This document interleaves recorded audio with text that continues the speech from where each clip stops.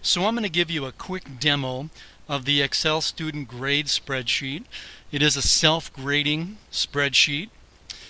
When students open up the program for the first time, they're going to see a little message right here, and it says enable content.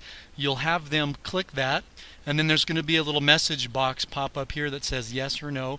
You're going to click yes, and that will allow the students to use the program. Now there's an example here that students need to recreate.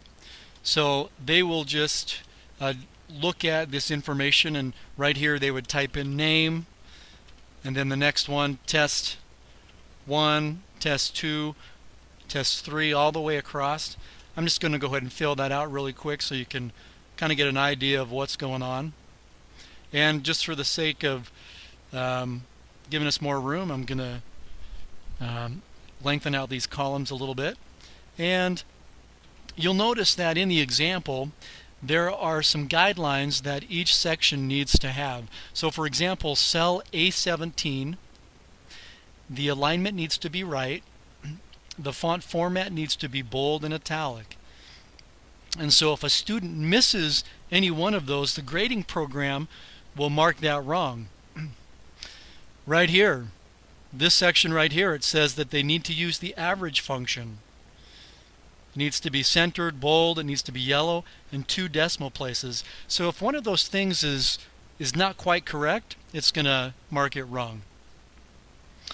And so let me use this as an example. This first line up here, it says that it needs to be centered and bolded.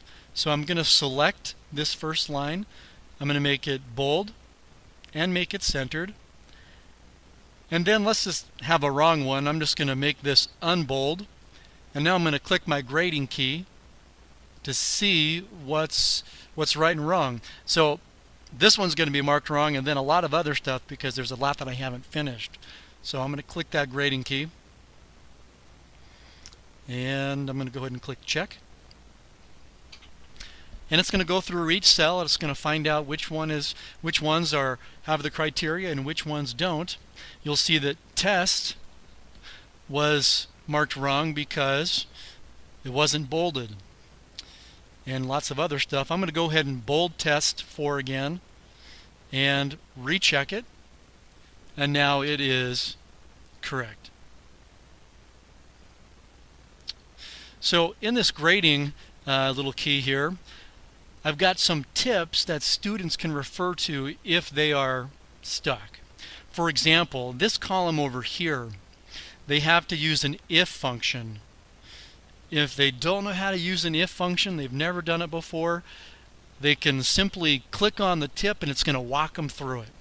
So here's the if function tip.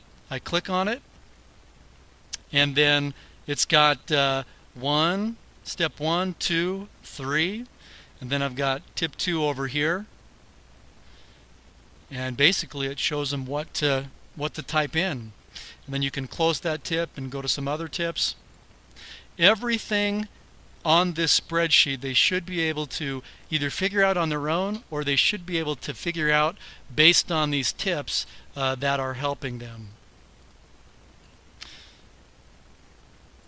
And I love this program because I can put students to work and they can get instant feedback.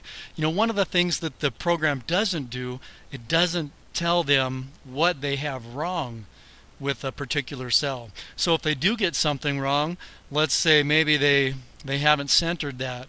Let me go ahead and click this key again and check. And then let me close out of that. So if they see that something wrong, they have to be kind of a detective, and they have to look and see, okay, did I meet all the requirements? Did I center it? Did I bold it? And they just have to keep checking it. So the students really have to pay attention to detail, because it's not going to tell them specifically what they did wrong, just that they've got something wrong. And so some students may struggle with it. It's certainly not for everyone, but some students might really thrive under that. But what you might tell students is, hey, you've really got to pay attention to details. You've got to be a detective and figure out what the problem is. And but I enjoy having students get that instant feedback as I help other students who need help. Hope it works for you.